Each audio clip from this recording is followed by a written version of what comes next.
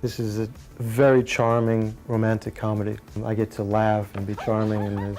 She's a prostitute, you know, essentially. I think it's actually, and to kind of oversimplify it, but in a nice way, they're two kind of lost souls who find each other and then find themselves through each other, you know. And so it's kind of a coming together. It's very nice. Now that you have me here, what are you going to do with me? You want to know something? I don't have a clue. No? I hadn't exactly planned this. Well, do you plan everything? Always.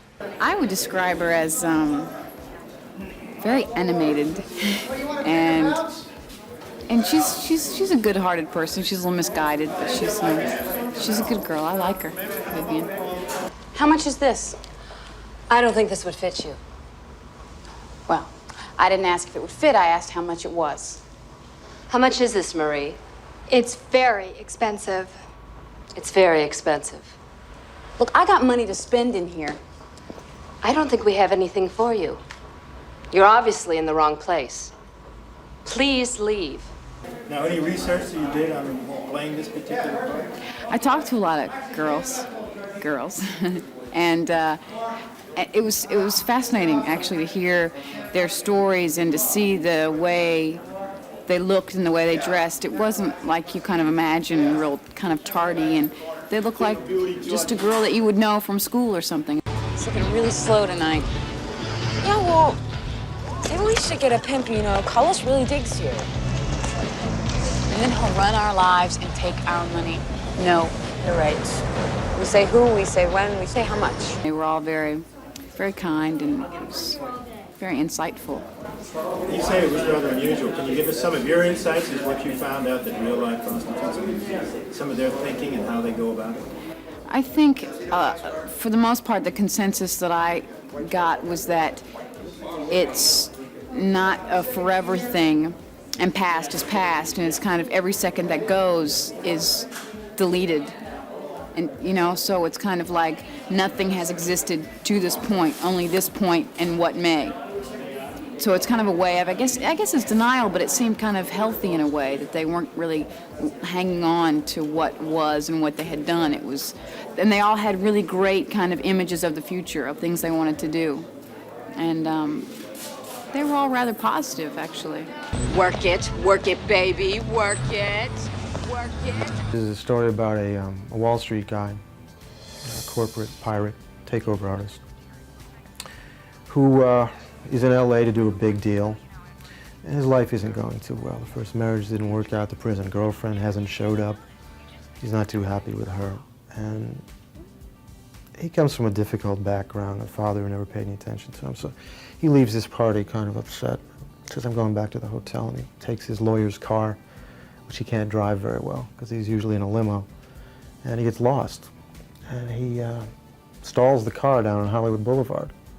As he's trying to get started, this pair of legs come up and say, can I help you out, big boy? And it's a hooker. Hey, Sugar, you looking for a date? No, I want to find Beverly Hills. Can you give me directions? Sure. For $5. And they drive to the hotel. And in the process, she's very quirky and makes him laugh. And he makes her laugh. Why don't you put this on? Why? Well, this hotel is not the kind of establishment that rents rooms by the hour. So this happens, that happens, she ends up staying for the week. They negotiate a price. Vivian, I have a business proposition for you. What do you want? I'm going to be in town until Sunday. I'd like you to spend the week with me. Really? Yes. Yes, I'd like to hire you as an employee. Would you consider spending the week with me? I will pay you to be at my beck and call. She stays, and it's the process of them falling in love, and it's 1 week in the hotel. You're stunning. You're forgiven. Shall we go to dinner?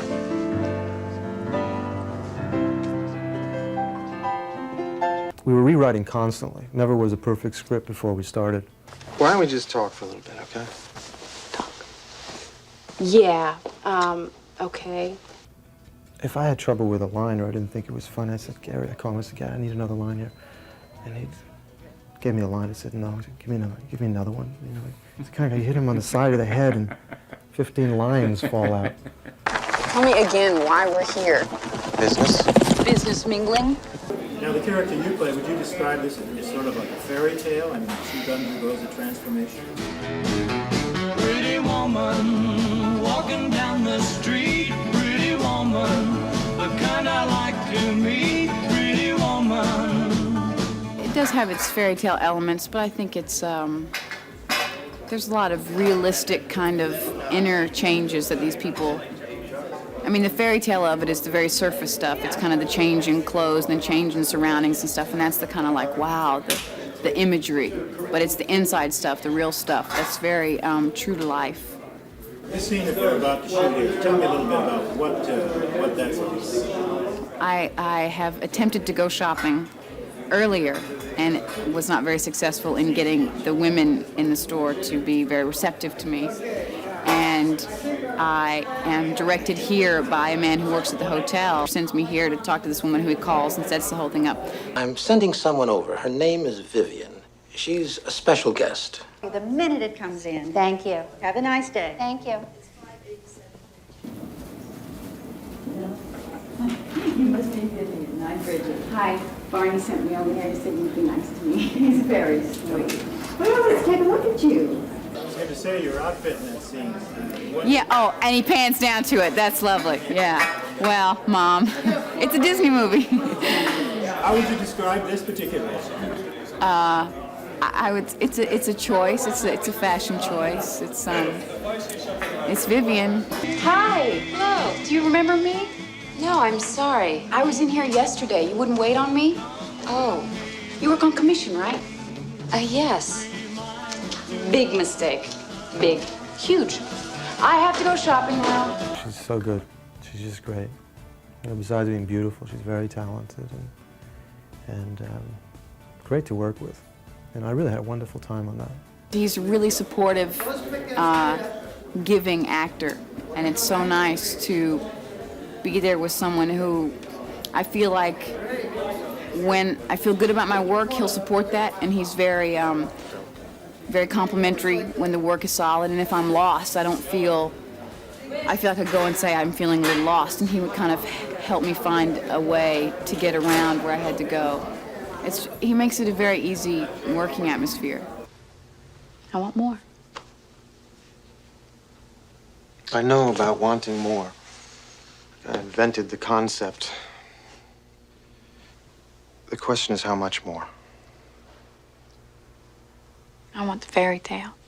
How does love manage to flower a lady in the I think it's just realizing that love comes out of a realization that she is worthy of love. I mean, I think she starts this movie without a whole lot of insight to her self-worth. And it's through him and his discovery of the kind of person that she is that she discovers the kind of person that she is and can be. And that's where the love comes from. And I feel like we're really, more and more, that we're really kind of creating our own space and our own reality of what these two people are like. And I don't think that Vivian and Edward are really the people themselves. They're not like anybody else. They're the two of them. And circumstances are familiar, but the people are very different. So what happened after he climbed up the tower and rescued her? She rescues him right back.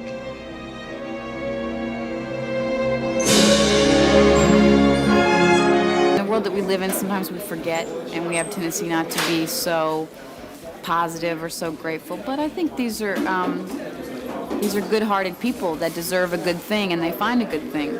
And I think that that's true, and that people should maybe they'll get a little feeling that everything's okay.